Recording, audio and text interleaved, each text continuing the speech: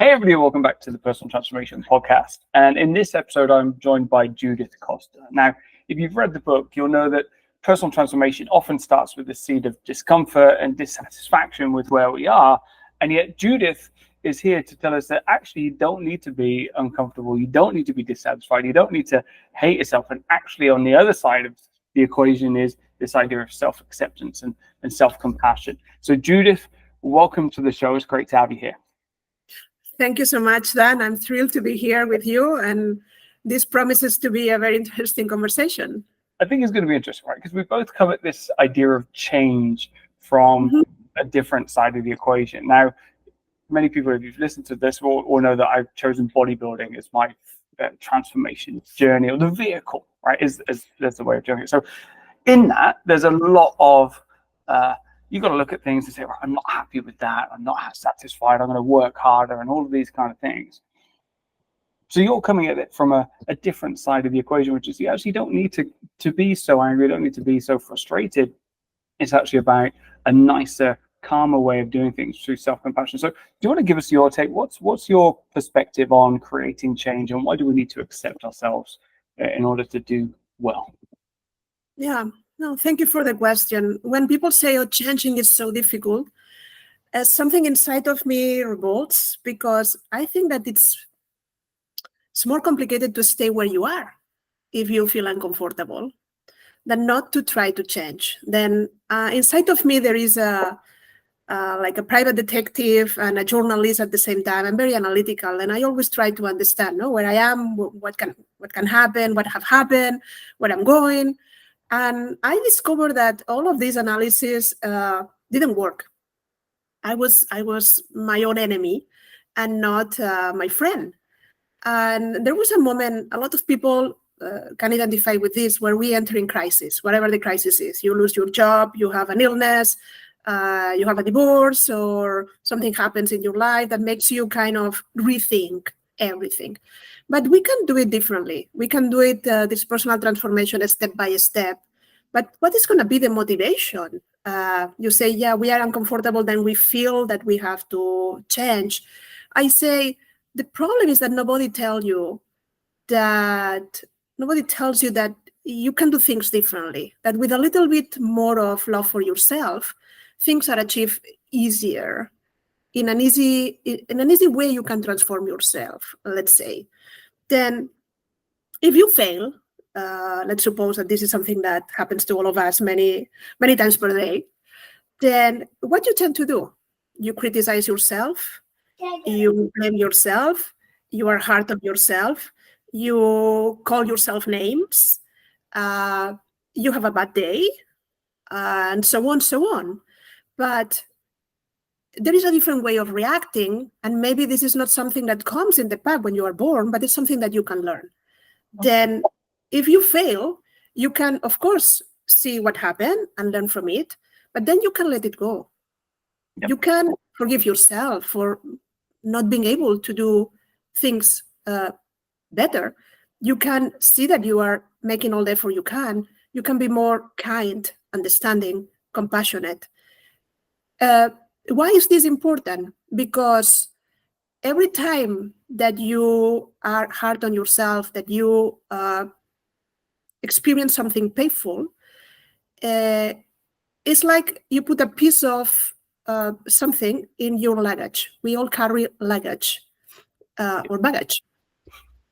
And then there is a moment that these so-called mistakes or times we feel we fail or we are not good enough or all of this, it's excess of baggage and we go down. Yeah. Then what if we can change the perspective about our lives and know that just by being yourself, you're good enough, that your worth is inherited by, like, it's a birthright. You don't have to gain it, that you are essentially loved the way you are, that all of these things can be your gasoline for transformation. Okay, perfect. So I'm going to stop it there because so many things are just popping up in my head at the moment. And I think it's what you said there about not being too hard on yourself. So I think a lot of people learn how to be very self-critical. And I'm one of those people. I can be very perfectionist at times. Oh, that's not good enough, those kind of things. So completely understand where you're coming from. That, and at the same time, I'm also a dad. And one of the things that we did this week, so like I said, new city, come to New York, we went to the US Open Kids Day, right? US Open Kids Day, US Open, great event, and they put on this Kids Day where I think every child from within a 100-mile radius of New York goes to the stadium. Anyway, loads of activities, various bits and pieces. So my little daughter now has the tennis book, right? So she saw all these people playing tennis. Wilson did an amazing giveaway, so we got a tennis racket for her, and we came back and stand the end of the road. There's a little wall where you can hit the balls against. So got tennis balls. So now it's tennis. She's good at sport, right? So she's played football. She got to be good at that. She's done gymnastics. She got to be pretty good at that. She's never held a tennis racket. And it's funny, right? So she picked this tennis racket up, swung, miss, complete miss, right? But, she's 4 years old. We expect, like, she's just going to serve like Pete Sampras or something. This is not going to happen. One day, maybe. But she got upset and she got frustrated. And she's at this kind of point where she just likes to be good at things. But I don't attach my love or my consideration for her. Like, you have to be good at tennis or daddy's not going to love you. There's nothing like that on the outside. So, do we learn this or something? How do we change from this? I'm going to try and I'm going to do everything because it doesn't matter what I do because I'm going to play with it, to taking things so seriously that if something goes wrong, we're just like, Yeah, let me tell you, we are born with this idea that we want to belong, we want to be seen, we want to be loved. And very early in life, we discover that unless we perform in a certain way, unless we are in a certain way, unless we please others, we are not loved. And we start receiving messages from 0 to 7. You don't filter anything. Like whatever any authority figure says, that's the truth, kind of. And all this belief system continues with you unless you stop one moment in your life to say, okay, what do I think? Is this mine? Is this something that someone else planted? Do I still agree with this? And you kind of change your belief system. You grow older, but you don't change. And that's why your podcast is necessary, because there is a moment for transformation, no matter what age you are. And for this idea of wanting love, we want to be perfect because we want to be loved. And we associate the idea of, if I'm good at something, I'm going to be admired, appreciated, valued. Then there is a moment when we understand that our worth depends on our accomplishments. And we make this connection and never stop thinking that, because society, culturally, it's what we learn in school, in the MBA, with your parents, whatever. And we go with all of these ideas through life with more or less success. But there is something inside of us when we are born that says you are worthy as you are. You understand what unconditional love is, and you have it for yourself. And slowly, you kind of lose it, one piece at a time. Yeah. To be like more part of the group, to belong, to be not you, authentically you, to be who you think others want from you. And you start thinking, I don't want to fail because I don't want to stop being loved. Yeah. Okay. Now, before this, because we could be going to a very, I like to call the word fluffy. We could go into a very fluffy space. But you said, no, you want people to take things away that are super practical so they can do something as a result of listening to this. So I'm going to get you into that space in a moment. But it sounds like what you're saying. So we learn this behavior, we learn this adaptation. So like you say, as kids, we'll try something, we don't care. Like, I'll put the tennis racket down, I'll go and do that, and we don't care. Like, we're jumping to the swimming pool next. Like, literally, this is all we do, and we just express ourselves.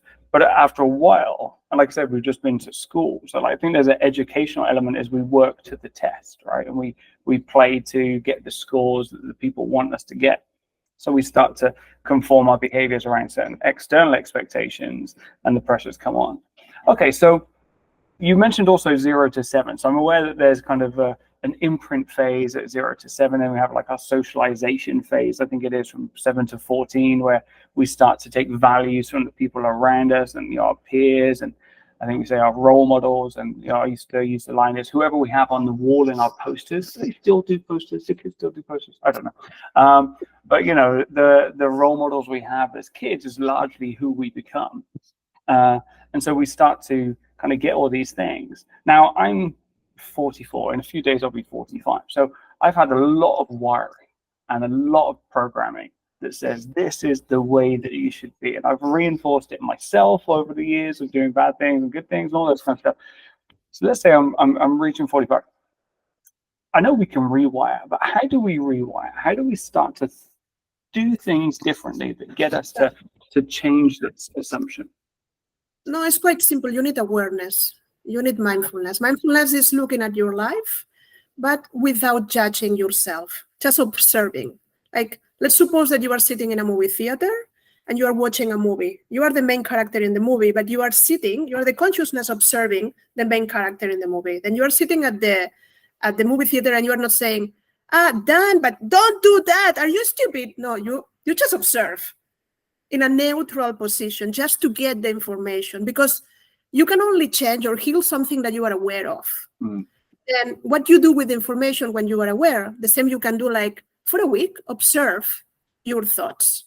Observe everything that you say about yourself, and you will see the reality of the relationship that you have with yourself. Because a lot of people tell me, yeah, I have a great relationship with myself. And after doing that, I say, oh God, I'm mean to myself. I criticize myself constantly. I'm worried, I'm anxious. Then what do you do to yourself?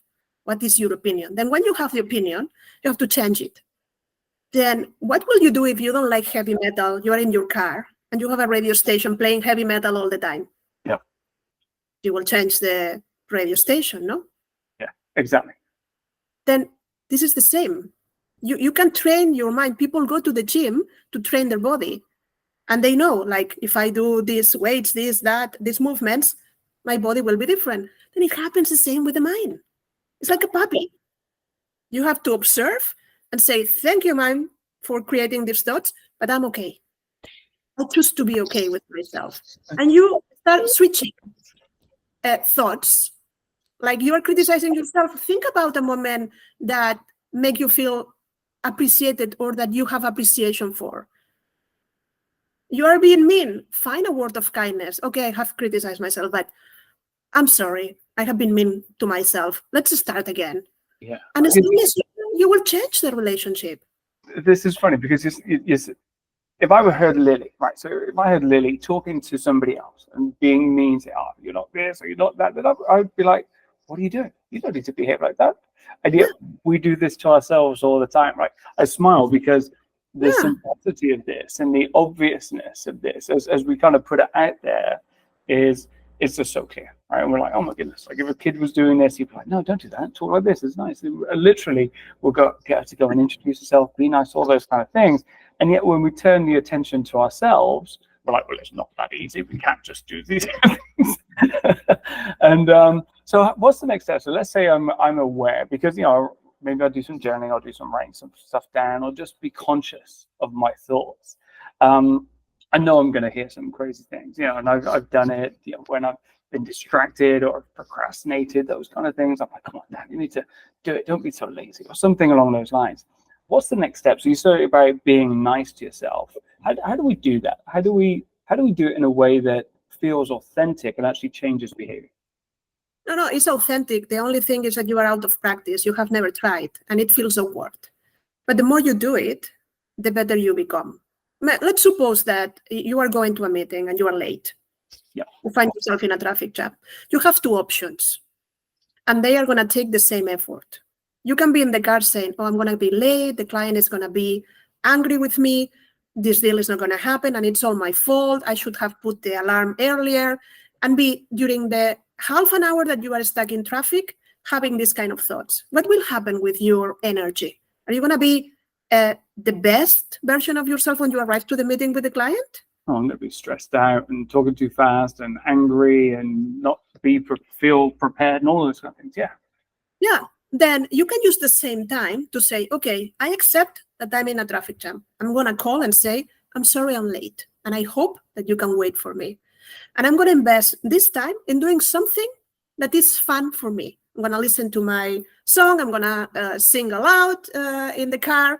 I'm going to talk with a friend while I'm stuck. I'll have nice things in my mind. I'm going to just breathe and relax. Then what you put in your mind doesn't come automatically. You generate it. You have the same thoughts, like 90%, 80% of them are the same day by day. You carry them from yesterday to today. But from all these thoughts, you can choose which ones you entertain. The mind will generate thoughts. It's the way it works. But you can say, thank you, mind, and allow them to pass like clouds. Or you can focus on something else, and you can reframe situations and change the thoughts that you have. Then don't fight with life. Like, you are late. Yes, you're in a traffic jam. Yes, you are. Accept it and use your time wisely, because this is your life. You only have one day like today.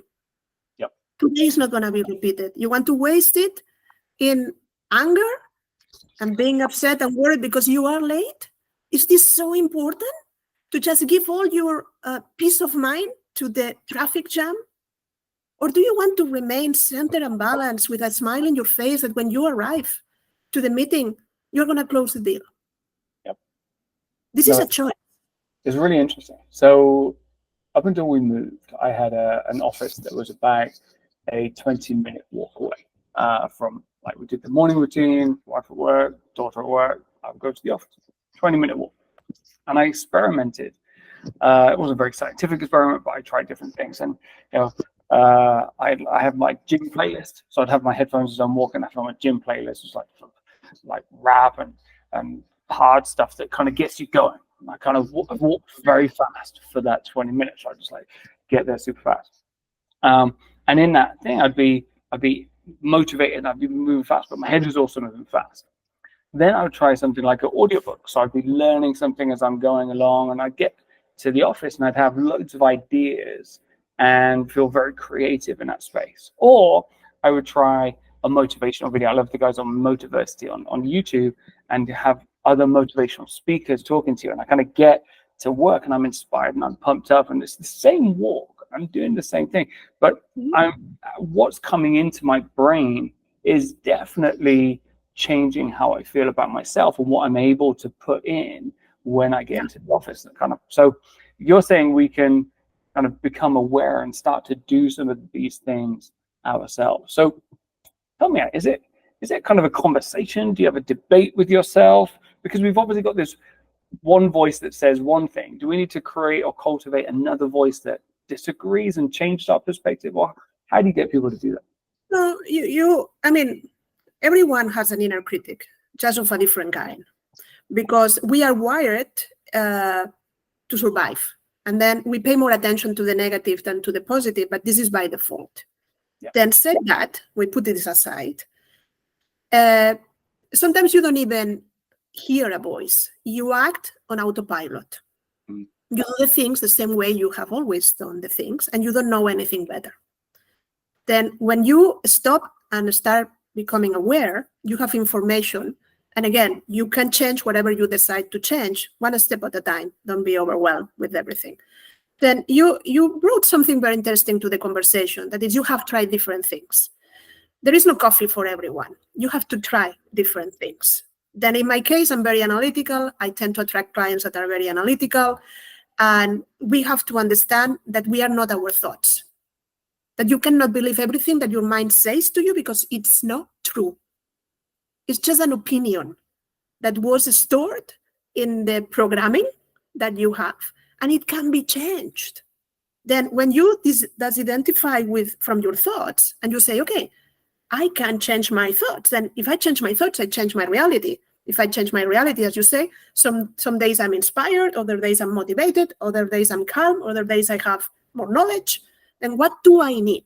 When I teach self-love, there is a sentence, like a mantra, that I tell my clients. This sentence, you put it in your brain here.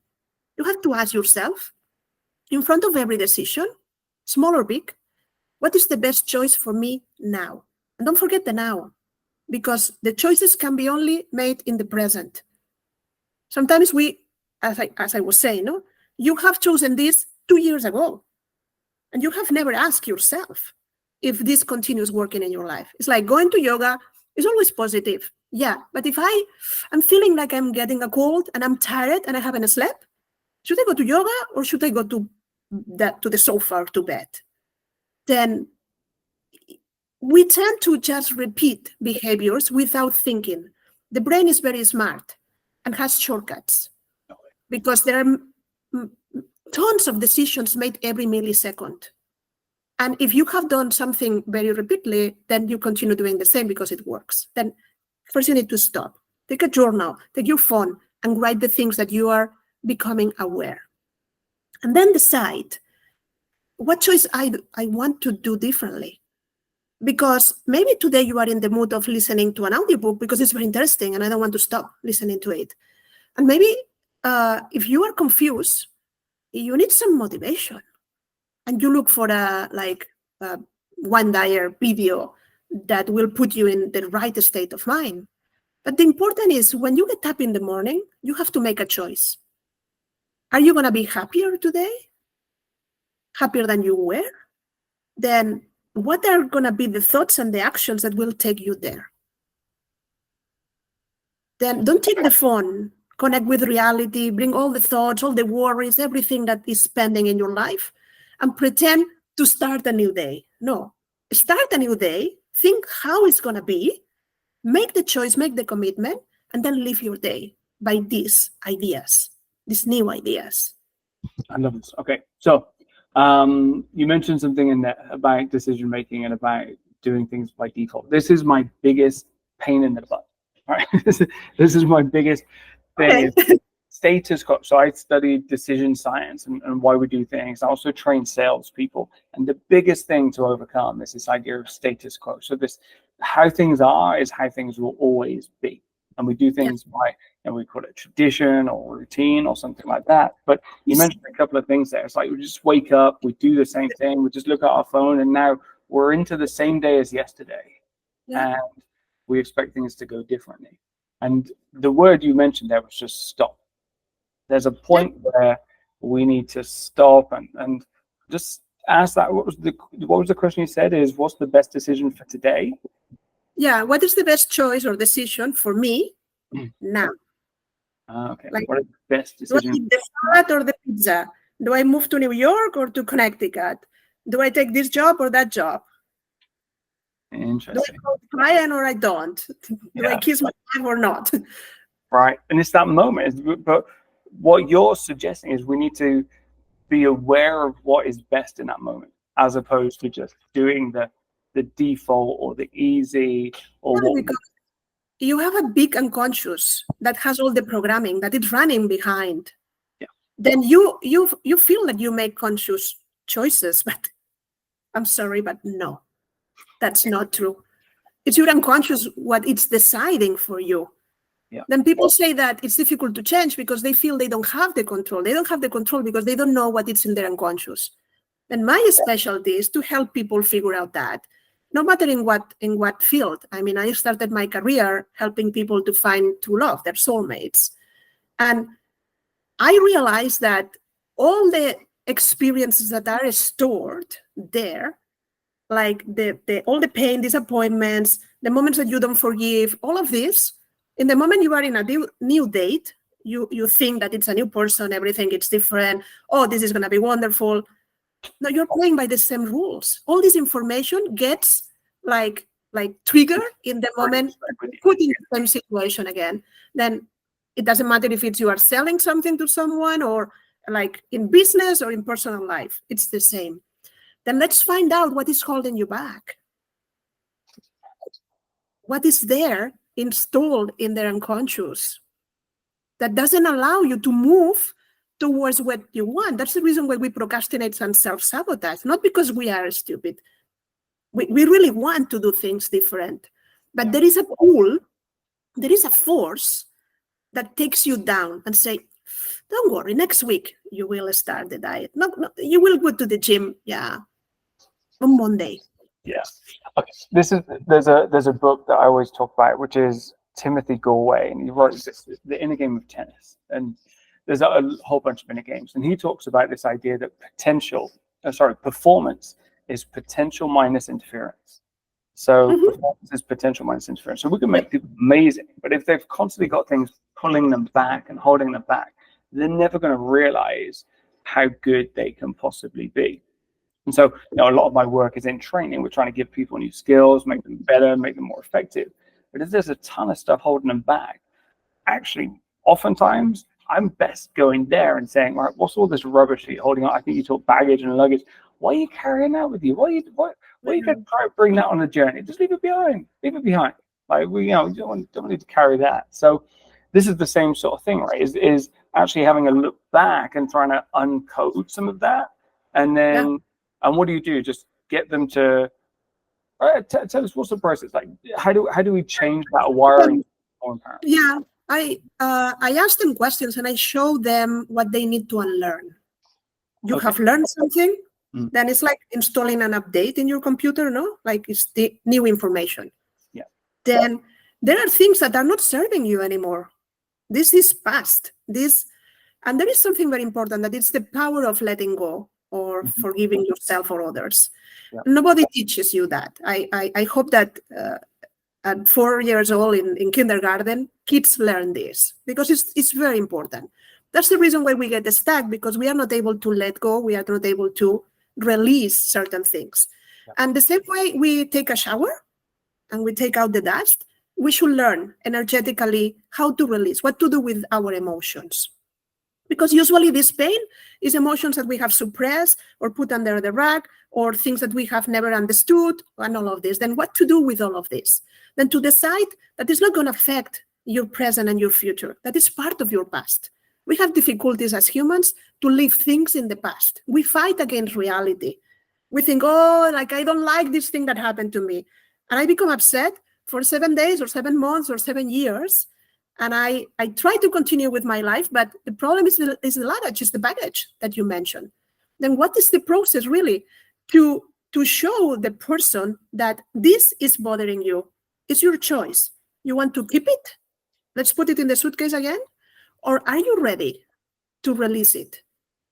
Like, forgiveness is not something that we do because we have to be very good people. And for religious beliefs, you have to forgive and all of this. Forgiveness is an act of self-love. It's the commitment to put yourself first and to say, I don't want to continue suffering because I'm connected with these events, with this relationship, with these people, with this thing that happened to me. And I decide that the love for myself is more important, and I disconnect.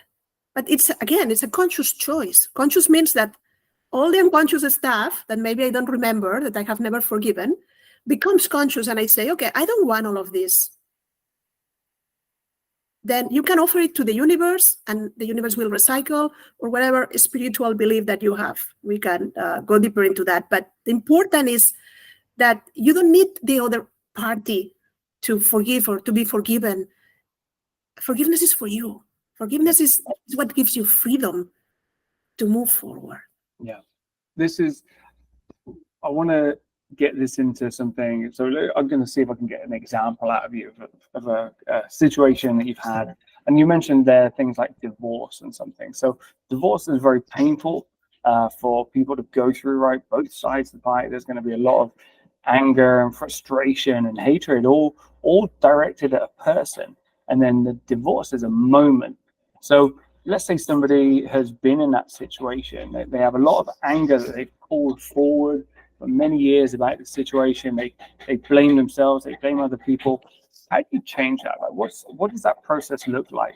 And go into as much detail as you can about something like that, but how do we then transition? You say about letting it go, like unless it's Frozen, like too much kids movies, but Elsa would be really good at that. But how do we practically let that go? Well, you let it go because you learn how to love and how to be loved. We establish relationships to learn. Well, that's the reason why we are on Earth, because we really have to become better lovers. And for a lot of people, giving is very easy, not so much receiving, or vice versa. Then I have practiced. I have been divorced. People don't understand that I have a good relationship with both my ex-husbands. And I have been 25 years of my life married, and it's not a short thing. And Yes, because again, I'm an unconditional love coach. Then what I try to explain is that you can love someone in spite of who the other person is or what he or she does. And people don't understand that. People are trained in conditional love. Like, I love you until you are my enemy, then I divorce you and I don't love you anymore. That's not true, because love is an energy and you can keep the good parts and let go of the bad parts. There is no wasted time in relationships, because you have always learned something that will make you a better partner next time. And how you do this of the divorce? Because we tend to focus too much energy on others. Others hurt us, others have the power to make us unhappy, and that's not really true. Nobody can hurt you except yourself. It's an illusion that others can harm you. They cannot, because they can only trigger dynamics within you that are already there. Like, for example, you say, Judith, you are stupid. And I can just be very upset. Or I can say, oh, maybe Dan has a bad day. No, it's his opinion.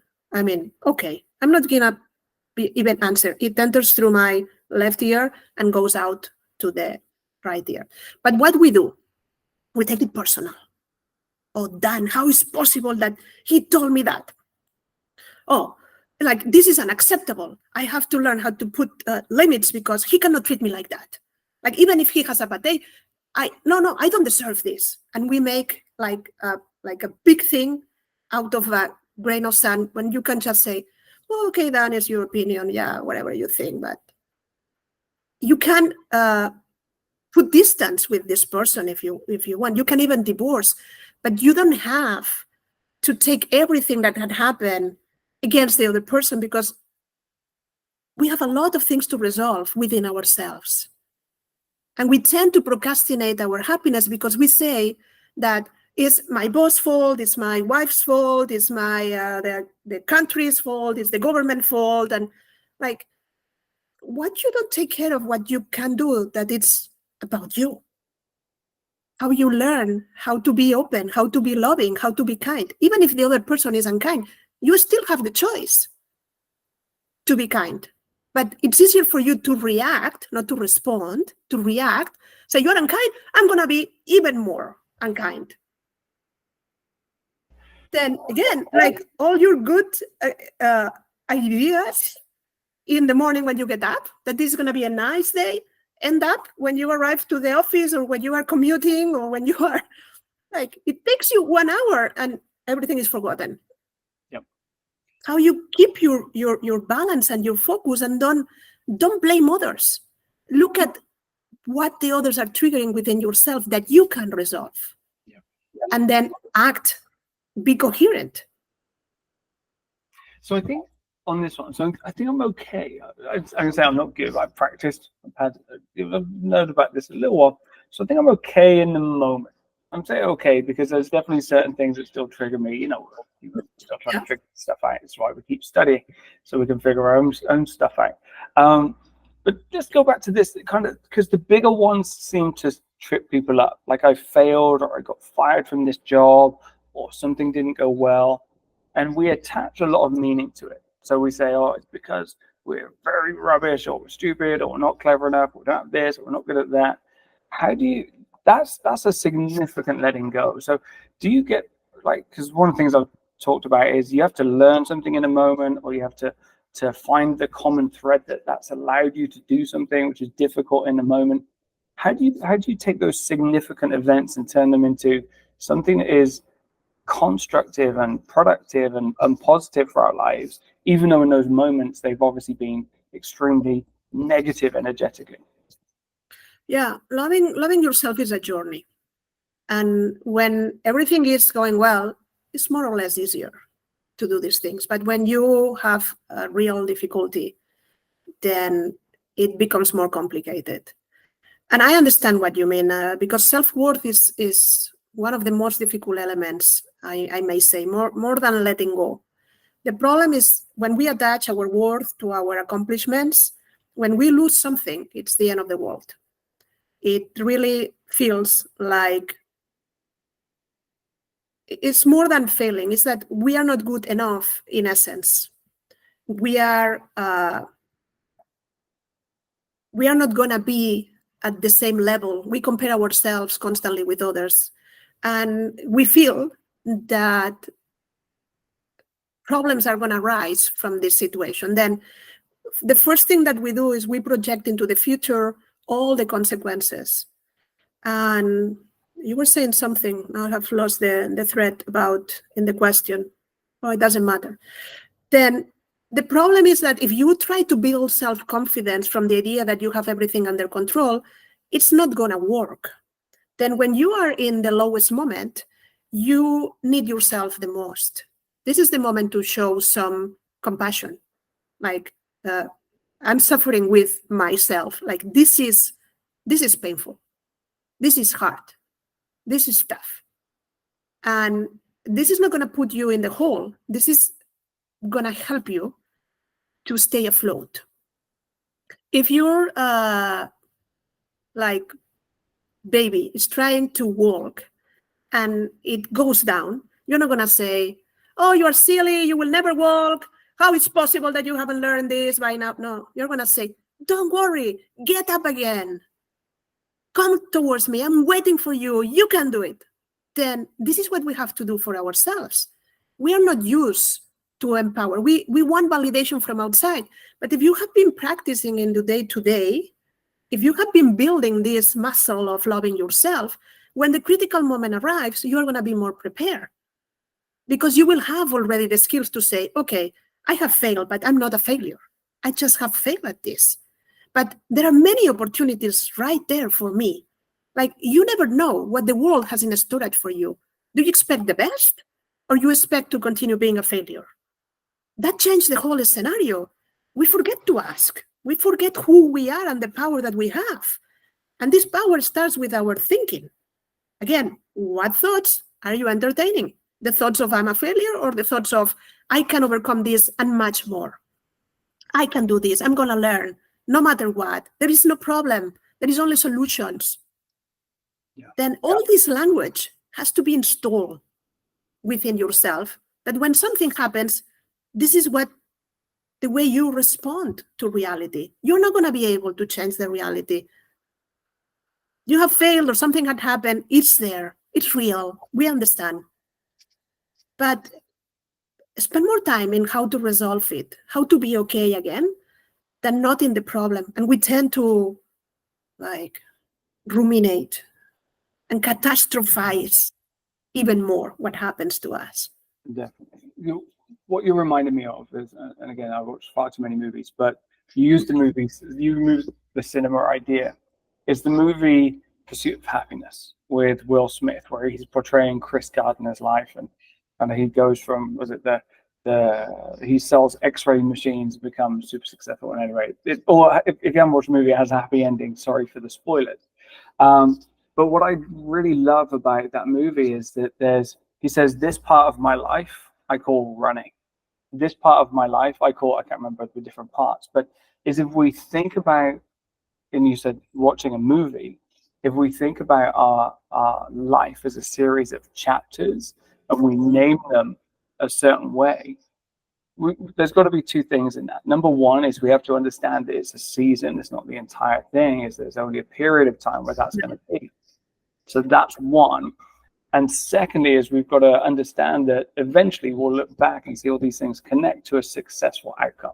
We've got to have this optimism that things will get better, not like just blind optimism and kind of so we let go at the moment, but an assumption that actually if we have all of these things that stack together, that eventually it's going to take us to wherever we're supposed to be, whatever our definition of success is and all those kind of things. So I have something to say about that very briefly. The way that you are explaining, seems like life is taking you somewhere, somewhat. Then what if you stop, pause, take a deep breath, and ask yourself, where do I want to go? Because a lot of people that are listening or may listen in the future will say, that I'm a victim of the circumstances. This happened to me, and that happened to me, and I'm unlucky. And you see other people have it like easier than me, and it doesn't matter. Really, it doesn't matter. What matters is it's not your willpower; it's your intention and your passion to transform your life. And you have to ask. You have to ask the universe to give you a hand. And you know what happens? That if you don't ask, the universe doesn't provide. And if you ask, you have to be coherent. You have to live as if these things that you want in your life are already real. And how you prepare yourself for this like kind of big shift where you want a mansion or you want a studio? Because the universe doesn't care on helping you to achieve a studio or a mansion. But if you feel that you deserve a mansion, forget it, because the universe cannot give you anything that you don't believe that can be yours. Yep. Then nobody explained us these things. At least nobody explained that to me early in my life. Then you're kind of sold out to whatever life you have to expect. I was born poor, then I'm gonna like being poor because my parents, I didn't have opportunities. How many people were born in in the most difficult, abandoned by parents, in orphanages, and they have become the most important billionaires in the world, transforming the world? Then it's not important where you come from or what had happened in your life. The important is how passionate are you to transform your life and to take it to the next level, whatever you want. Doesn't matter, whatever you want. If you say, oh, universe, I cannot have it, the universe will say, okay. And if you say, oh, universe, I want this and I can happen, the universe will say, okay. It's up to you. Yeah. And this is what in my book, so personal transformation, step one is expectation transformation. It's changing the expectations we have for ourselves. And I love you talk about people who are born into poverty or destitution or challenge or adversity. Is we often look at them and think, oh yeah, of course they're going to make it. It's they've got that inbuilt motivation. But look at me, I'm this average person, average job, and I'm stuck in it. It's not too bad, it's not too good, but I'm not happy, but I'm not completely dissatisfied. We get stuck in this what I call trap of average. But we still need to raise our expectations. We still need to ask ourselves, what are we capable of, or what like you say, what are we so passionate about that we really want to go off and make it happen? So we're coming to the end. I could carry on with this conversation. It's been phenomenal. I really want to, like you said at the beginning, let's take this into some practical steps. So people are thinking, I could probably do with a little bit of self understanding and self-compassion. I definitely recognize some of these things about talking to myself pretty harshly. And I want to kind of be a bit more intentional with my days. I know I kind of go through this default programming and not really thinking about it. So I like this idea of stopping and reevaluating where I am. If you were to say, right, here's a few things that you can practically do that's going to get you more in contact with your thoughts, with the way you think, and kind of start you on this path of self-acceptance, what would those steps be, and how would you get people to get started? Yeah, number one is stop judging yourself and start appreciating yourself. Find out what thoughts do you entertain about yourself. Become aware to change them. For every negative thought, you have to create a positive one until you change the radio station completely. When something happens in your life that you tend to be hard, try with the kindness, try with the compassion. It's not just nice words. It's treat yourself the way you will treat someone you love. Imagine a little kid there and treat yourself the same way you will do with this kid. Observe yourself how many times per day do you betray yourself?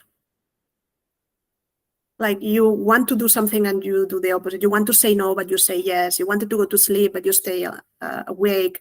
And make small changes. Even if it's one thing per day, will transform your life. Like awareness is not, I have more information to see that I'm really bad. No, awareness is, I have information to create the life I want. Then make a list of the things that you want to transform. And choose one, just one. Don't make it difficult, like an overwhelming, like I'm going to transform myself all of a sudden. No, just choose one thing that you can do differently. Start with one habit, something that maybe it's not too complicated, and take like some movement, like see how it works. start asking the universe for help. You are not alone here. Not everything is your responsibility. Maybe you are carrying things that don't correspond to you. Focus on your life and not taking things personally. See if you can start responding more and reacting less. When someone does something to you that hurts, look inside.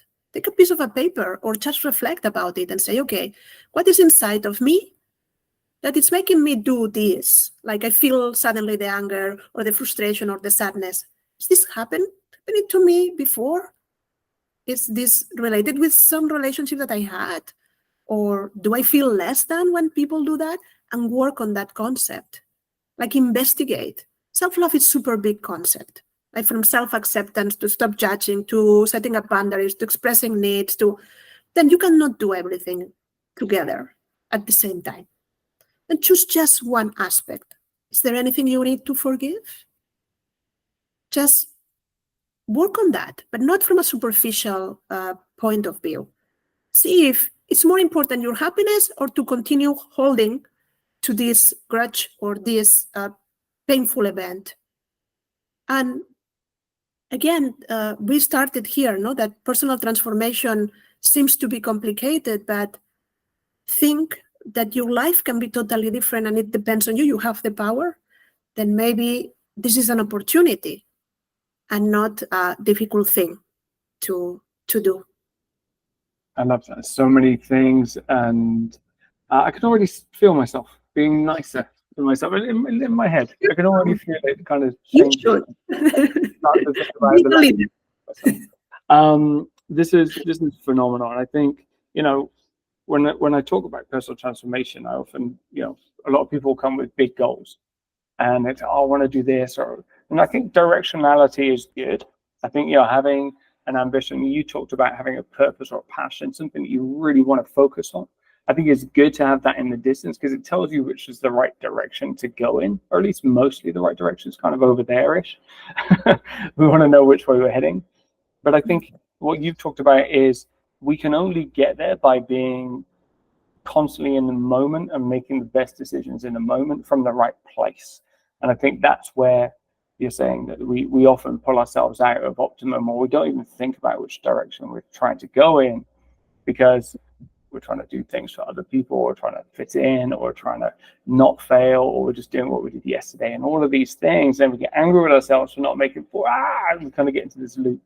And I think, like you said, is stop, become aware. Those were some amazing tips. And I'm going to go practice some of those for this afternoon. Judith, thank you so much for sharing your insight. This has been a great conversation. If people want to find out more, a little bit about what you do, your work, and who you work with, where can they find out some more information? Yeah, it has been a wonderful conversation, and thank you. We can talk for hours. Unfortunately, we have to finish here, but people that are interested can continue the conversation by going to my website, Judith Costa. And you will have there a contact form with all my details. You can subscribe at the bottom of the website. There is a footer, and you have there all the links to social media. But the most important, let's be in touch. Subscribe. I will send you information about all these things that we have been talking. And I will keep you posted about any events, any classes, workshops, retreats, or one-on-one sessions, and it will be a pleasure, even if you don't have anything to really request. If you just want to talk and ask, and I will be happy to guide you with resources or with some ideas that I can share.